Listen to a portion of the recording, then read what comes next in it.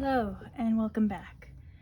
I'm Nicole at Cottage Witch, and today I'm doing this sort of second VR, I guess, to, I believe it's Angel at Feeding My Soul. I'll link her down below. But she did a first video called I've Got a Deck for That, which I did a VR to. Haven't actually posted it at the time of filming this, but I'll get to that. And then she recently came out with a part 2, which is meant to be an Oracle edition with some new prompts that you're supposed to use Oracle decks for. Did I entirely use Oracle? Not entirely. Almost entirely. I only have so many Oracle decks. So anyway, getting right into it. The first prompt is a deck that represents your favorite animal. And I don't really... So my favorite animal would have to be my brother's golden retrievers. Because they're so flippin' adorable. They're so sweet and gentle and ridiculous and excited about everything. And I don't really have a deck that does that. But they are also sort of a blessing to our family. It's funny, you can think, I mean, I didn't think I wasn't a dog person. I think my parents thought maybe they weren't dog people. But now they quite like these dogs, now that they've gotten to know them.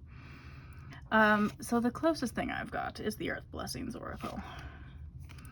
If I had something that was more golden retriever energy or a dog oracle, I'd go with that, but I don't. So that's what I've got for now. The next one is a deck that represents your first pet. So my first pet was a cat named Callie. Kalia. She was, very cat. She was like your stereotypical cat. She wasn't excessively cuddly. And she just kind of did what she wanted when she wanted it. And so for that one, I've picked the Soul Mirror Oracle. Because it's not a sweet and cuddly deck. It's not... Sometimes I feel it's a bit cold, maybe, is a bit dramatic, maybe cool. It's a bit cool towards people. It's not bad, like, I'm not saying that's a negative thing. But it's not warm and fuzzy. Even though Callie was a little bit warm and fuzzy sometimes. But she was very much your stereotypical cat that would be like, you may touch me when I allow you to, for the length of time that I allow you to, and that's it. Goodbye. So she was in charge, basically, is what I'm saying. And just kind of existed alongside the rest of us. But she, yeah, I don't know what else to say about her. She was a cat. She was cute. So I also don't have any cat oracles. I realized going through this that I think I've got one animal oracle. One. That's it. So maybe I should do something about that eventually. But anyway. A deck that represents your favorite clothing style. So I don't know if it's a favorite exactly. It's sort of the default. So I picked the Dirt Gems for this one because I wear mostly black. But that's not because I like wearing mostly black. It's because I worked backstage as an opera stage manager for 13 years. So you have to wear all black. So like a third of my wardrobe is just black because you need enough to not have to do your laundry every 2 or 3 days because that would get ridiculous. The rest of my wardrobe is just very plain. It's not very exciting, but it's very... I try to get away from all black and wear like usually solid color, but very colorful t-shirts. Nothing, I don't tend to get very fancy. It tends to be just solid color t-shirts because I don't know, there are times I think I'd like to have a different style, and then the rest of the time I'm like, yeah, that works. And also I can't be bothered. So, like block colors and black tends to be my default. If I was more adventurous, it would maybe be a more bohemian style, but I am not. So, okay, a deck that represents your dream home or dream place to live.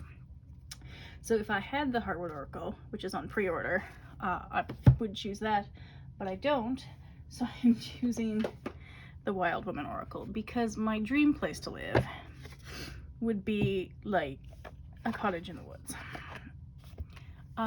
Because I just don't feel like I belong in a concrete apartment in the middle of a city. And I mean, I don't know, maybe a lot of people don't belong in concrete boxes in the middle of a city, but anyway, it's what I'm dealing with at the moment. But in my dream world, I would live like in the woods, have a cute little house, nice little garden, a couple of animals of some description. Even if I had a backyard in the city, I've toyed with the idea of getting like a dog or a chicken or something. Chickens, because I think they're quite social animals. Anyway, the point being, this sort of arrangement, this card, works for me. I could do that. I could totally live in a cottage in the woods. I mean, this is what I spend most of my time doing, lying on my bed reading a book. But if I could do that in the woods, not in the middle of a city, surrounded by traffic and exhaust fumes, I would do that. Next question. A deck that represents your decor style, like maximalist or minimalist, were the examples she gave. There are moments where I think maybe there's something to that minimalist style, and then there's the rest of the time. So if I was picking tarot, it would have been the Avatara, but since it's Oracle, I'll go with the weirder Sarah Howard, because my home isn't quite this colorful. It's pretty colorful, but like I live in a rental, so I can't paint the walls, but I have all sorts of things on the walls and bookshelves and shelves of just all sorts of odds and ends, herbs and just objects that I use in the craft, and items that connect me to the outdoors, or things I like having around and think, oh, I should use that, like the spindle that's sitting on my on my shelf just over there. But yeah, there's like, it's very maximalist. I've got about as much fit into my apartment as it's possible to fit into my apartment. And I just went book shopping today, so so that's going well. But yeah, I could never be a minimalist. I couldn't do it. Where would all the things be? Where would I keep my collection of cool rocks? I need a collection of cool rocks. I have vases of cool sticks. Like, this just has to be a thing. So, plus all my plants. Like, I've got plants on the wall, I've got plants on my shelves, I've got plants out on the balcony now because it's finally spring. As I'm filming this, I'll probably post this in like the end of May or June sometime, but it's finally spring at the beginning of May now. And so I have stuff everywhere, is the point. Dusting is a super fun challenge. Anyway, the next question is a deck that represents your animal ally. So mostly I work with plant spirits. If I was ever going to work with animal spirits, I mean, there are days where I imagine I could connect with, like, sorry, I got distracted by a pigeon being a pest on my balcony. What else is new? Where I imagine I could connect with, like, wolves or bears, but that might be a bit fanciful. I don't know. There are wolves and bears around, bears in particular. But probably what I'd connect with the most are corvids of some description. There aren't a lot of ravens around. I've seen some in Banff, but not so much in downtown Calgary. But there are crows, and there are a lot of magpies. Like, a lot. Which I actually don't mind as much as the pigeons, even though they kind of sound more obnoxious. They make less mess. Which I appreciate. But I follow some of these Instagram accounts where people have, like, befriended crows or magpies or ravens, and they're so smart. They're so smart. It's incredible how smart they are. And they're just incredible animals. So I think if I was ever going to connect with animal spirits more, which, I mean, I'm still working on the plant spirits, one thing at a time, maybe, says the person who reads like 7 books at a time. So maybe not one thing at a time. Who knows? Maybe I'm a terrible liar and you shouldn't listen to anything I say. Anyway, animal ally, if I had to pick one, it would probably be some sort of corvid, because they're phenomenal. I would absolutely refuse the pigeons. Not because they're not cute, because they do have a funny little waddle, but oh my god, the mess. Okay, anyway, enough complaining for one day. A deck that represents the superpower you would have if you had a superpower for a day, or whatever length of time. So if I could have it, especially if I could have it for more than one day, I would totally be able to apparate or disapparate, or something like a variation on that theme, because I would love to travel. I've worked for nonprofits my whole life. I have no money. This is not a reasonable thing. And I live in an expensive city, and yeah, it's just not going to be a thing that I can afford to do very easily. I mean, I do a bit, mostly around Canada, and a tiny bit into the US, but there are places I'd love to go, like North Africa, the Middle East, various places in Europe. Like, it's a fascinating place, that the world we live in. So I read about it for now, but if I could. So anyway, getting to the point, which apparently is not my strong suit. The deck I picked for this is a Doctor Who tarot. So this is, I think, is this the only tarot I picked? No, it's one of 3, because I'm terrible and cheat. Sorry. But I made a little Doctor Who tarot for myself. It's a far thing from perfect. So if you're a graphic designer, just like smile and nod or look away now. But basically I imagined it as like vignettes, like, you know how the characters move in Chocolate Frog cards or something like that? That sort of thing, where there's a scene happening. Okay, that's a promotional photo, but you know, whatever. It's a good promotional photo. And that moment that I can visualize from the movies, not the movies, the TV show, because I've watched it so many times now. Like, I actually don't know how many times I've watched it now. Several. So I know what this moment is in the show. All that to say, this moment is the TARDIS getting shot, which you don't really get from this photo, but that's because I just imagine this whole scene. Anyway, that was a rambly answer to that prompt, but basically it's the closest thing I have to dematerializing and rematerializing somewhere else. A deck that represents your dream job. Okay, so if I could get a job to sit around and read books all day, I'd do that. So I went with the literary tarot. Actually, hold that thought. Okay, I'm back. I totally forgot I had the Literary Witches Oracle, because this is supposed to be oracles. So I don't use this very often because I really didn't like all the cards that are just items. Like, I don't tend to, even decks that are really, really pretty, like Crystal Chronicles has a really pretty deck of just items on cards. It's so cute. It's very much my style. I would never use it. So I don't have it. Because I just don't use decks that are just like an item per card, unless it's a plant, because I connect with the plant spirits, so that's a different thing. The cards that I've kept from this one, so I've gotten rid of those cards and put them in my collage materials bin thing. But I've kept the author cards because they're beautiful. And anyway, all that to say, my dream job would involve me sitting around reading for 8 hours a day, because, I mean, I basically do that on weekends.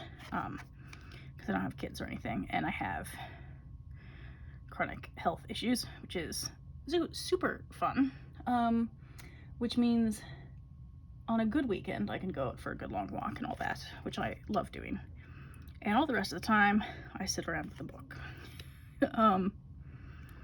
and just sort of recover from the week. So anyway, this is the Literary Witches Oracle. Maybe I should keep it out to use with, see if I can use it with this tarot at all. I don't know if that would be weird. Would that be weird? Maybe. I do want to read her books. The local bookstore, which by local I mean within spitting distance from my apartment, is posted once a little while ago her The Last Man book, which has a beautiful cover, which I may get because I really want to read that one. It's a very dystopian climate change sci-fi. She really was more visionary, I think, than she gets credit for. And maybe with Frankenstein she gets credit for a lot, but she wrote other things as well that are just like ahead of her time. So anyway, this is the Literary Witches, and I do have the Literary Tarot because I just got it. I may have to do a video just about this darn deck. I have it in segments of things I'm not gonna, there are a few cards of books I haven't read, about 18 I think, of books I haven't read and I'm not gonna read anytime soon. I have exactly half the deck, 38 cards. I think it's 38. It's 38 or 39, half the deck. Whatever it was, that's exactly half the deck.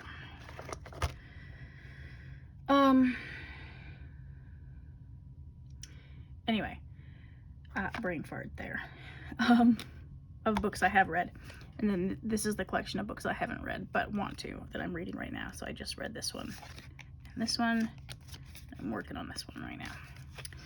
So anyway, yeah, they're totally different art style from the Literary Witches. Don't think that would work. I'm getting a little scattered here. That's not great. Anyway, if I could get a job to just do that, that would be it. Because I kind of do it already. I just don't get paid for it. But if you could get paid for it, that would be awesome. I also do like, you know, going for walks and gardening and stuff, but sometimes physically I just can't do it. And I certainly couldn't do it for 8 hours a day. If there was a disability-friendly job that was like 4 or 5 hours a day that paid me enough to live, that would be cool too. There isn't really. Shocker. Okay. A deck that represents your favorite season. So spring and fall are my favorite seasons, so I'm going with spring because spring has finally sprung. So I'm going to go with, now this could be a bit of a summery deck too, but oh well, I'm working with it. Because we finally have flowers coming up and it's so exciting. Dandelion's been up for a little while, but we finally have violets. We've got some Johnny Jump Humps I saw the other day. We've got tulips and daffodils and currant bushes have flowered. Those are the only flowers I've seen.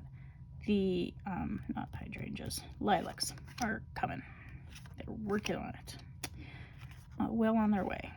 So I'm very excited about that. It's winters in Alberta last so long, like the end of October till the beginning of May. And then spring and fall are so short. So I really do enjoy and appreciate spring immensely while it's here. All right, the next one is a deck that represents your favorite Sabbath. So I don't really follow the Wheel of the Year because,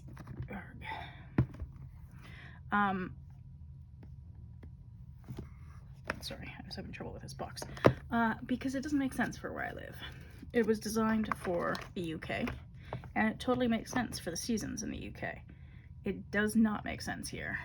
Like on February 2nd, we are in the dead of winter. It is freezing and everything's under 2 feet of snow. So there are just things that, like, even for Halloween, kids will need like an alternate version of their costumes that involves a snowsuit. Like, there's just no way in which it works where I live. It just doesn't. So I sort of make up my own and follow the seasons. And so my favorite, I guess, other time of year that's not just straight up season like fall would be the harvest season, specifically when you can finally enjoy the harvest. And so for that, I've picked the Abaton Keys. Why, I don't know. I think this could probably be an all-season deck. Because, I'm using it in the spring. So it's not like there's a rule that you only can use certain things, certain seasons. But there is a slightly autumnal quality to a lot of the cards. Maybe not so much that one, but there's a bit of that in some of them. And a bit of, I don't know how to explain it exactly. All the things that are sort of gather at harvest time, maybe is part of this. So yeah, that's sort of how I think of the year. Not so much in terms of Sabbats, and I don't really have a lot of decks that correspond to things outside of just straight up seasons. Oh, wrong box, because I'm having a day. Okay, a deck that represents your sun sign. So I'm Taurus, and I don't really have a lot of decks that I think are, okay, I don't know enough about astrology to have strong opinions about this, about decks for any sun sign. So I went with the Thistledown for this because it is so earthy. And yes, like Taurus likes nice things sometimes, soft, gentle things sometimes. There is a weird trend on, I've seen it mostly on Instagram, but sometimes on YouTube. I have a sneaking suspicion it's derived from TikTok, but I'm not on that platform. But I've seen a lot of people saying lately that Taurus is lazy, which is weird because it used to be, like 10 years ago, Taurus, everything to do with Taurus was hardworking. Go until it's done. And now so I don't really know what's going on with that. Something weird on the internet. But yeah, in terms of, so this doesn't really do that, embody that at all. But the colors for me seem, and just the feel of it seems very, toes in the dirt and enjoying yourself out in nature. Such a ridiculously beautiful deck. Yeah, so that's, I guess, my pick for Taurus. People who know more about astrology could probably come up with better ones, but I don't really know what I'm talking about on that front, so I'll end that part there. The next one is a deck that represents your favorite crystals. So I don't use crystals a lot, but I have them around because I have a lot of rocks around too, and I like them because they're fun. And why not? So these are some of my favorites. I have other favorites. Like tomorrow my favorites might be different. Well, maybe not. I don't know. Anyway, two of my favorites at the moment are Amethyst and Black Tourmaline. So for the Amethyst, I went with Song of the Grandmothers. Which I don't think I'm going to flip through because I've flipped through that many a time before. And for Tourmaline, I picked this Wisdom of the Elders Oracle because I feel like it's very protective. Like Song of the Grandmothers, it's earthy, but there's something spiritually enlightened about it. And with this Wisdom of the Elders, there's something, again, very grounding and earth-centered, but also protective. And so that's how I sort of feel about that one. Okay, this, now I've just got too much stuff on my table. Great. I clearly know what I'm doing here. You'd think I'd never made a video like this before, or, like by now I should have it sorted out. I don't. I have no idea what I'm doing. Anyway, this is a beautiful deck that's by what nation is he from? I want to say Micmac, but I'm not entirely sure. Sean Leonard. Does it say here? Not on the box. It might say in the book somewhere, but oh yeah, Micmac. And he's written books about indigenous mediumship, which is kind of interesting. I haven't read those, but you know, maybe I will one day. But then again, my to read list isn't getting any shorter, so maybe not. But there is something about this deck that's there's a simplicity to it, which I don't mean in a bad way, but it's not as extravagant as some decks. Like some decks are much fancier, go all out. Like, I mean, it's beautiful, but there is a simple, direct to the ancestors sort of connection to it, or something like that. I haven't quite worked it out for myself yet, clearly. And I haven't used it a lot, but I'm thinking I might this month a little bit. We shall see. But yeah, it's beautiful. Alright, so that's Wisdom of the Elders, which is always a good thing. Well, not always a good thing. But anyway. Okay, a deck that represents your favorite memory. I'm not sure I have one specific favorite memory. Because I have a terrible memory, maybe. I've had depression since I was like in junior high, so my memory is just, oh, it's got some issues. But one of the things I do remember that I've always enjoyed doing is, collage. I lost the word for a second there.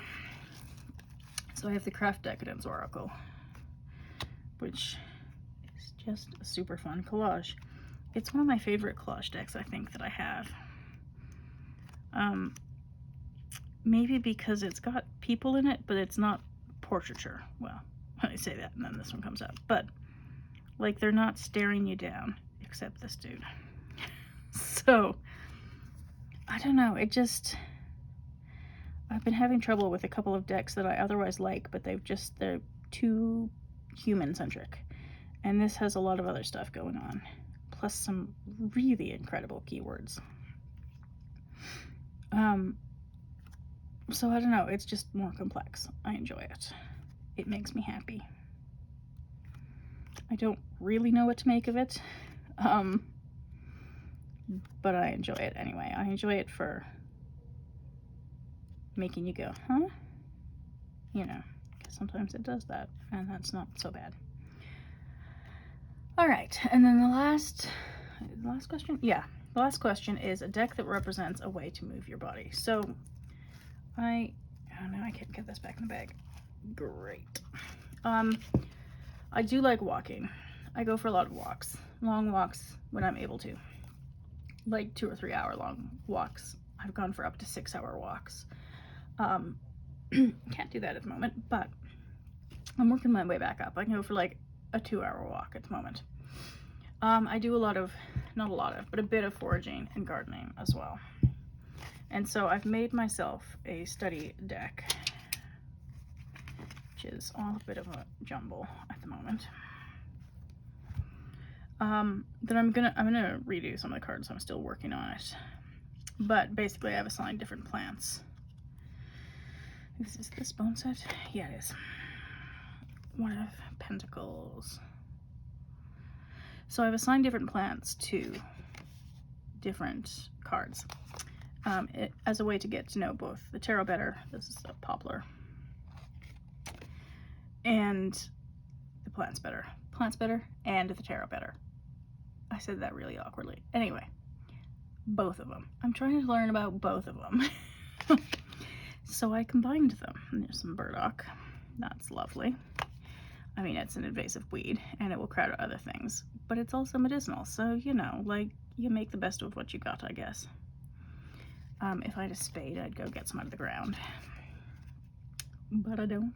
Is this self-heal? Yeah. So some of the ones I'm still learning, but I'm getting there. I meant to take a different picture of hawthorn with the actual red berries on it, but oh well.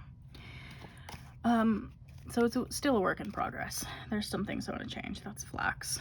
It's beautiful. I love the flax flowers. Anyway, so I've taken most of these pictures while walking through. So this is down by the river. This is my little woodsy corner of the universe down by the river as well. That ladybug took a wrong turn in life. It's a local pine tree. And some buffalo berry. I need a better picture of garlic, clearly, because that's crap. But, so yeah, these are plants near me that I'm still getting to know. Calendula. Some of them are from my balcony. I like that one. And, yeah, so that's how I enjoy moving around. And the rest of the time I lie around reading a book. So, you know, balance. You gotta have balance in life. Anyway, I'll shut up now. So that was my VR to, I believe it's Angel, but I could be misremembering, at, oh, now I can't even scroll up. Great. It's going well. At Feeding My Soul. I'll link her original video for this down below if you want to watch it. It's a lot of fun. Her videos are always a lot of fun. She does these like things that pop up on the screen and she rolls her eyes at herself, and it's, yeah, it's delightful. So if you ever need your spirits lifted, it's a good little corner of the internet, and those are kind of few and far between some days. So anyway, that was fun. Thank you for watching, and I'll see you next time.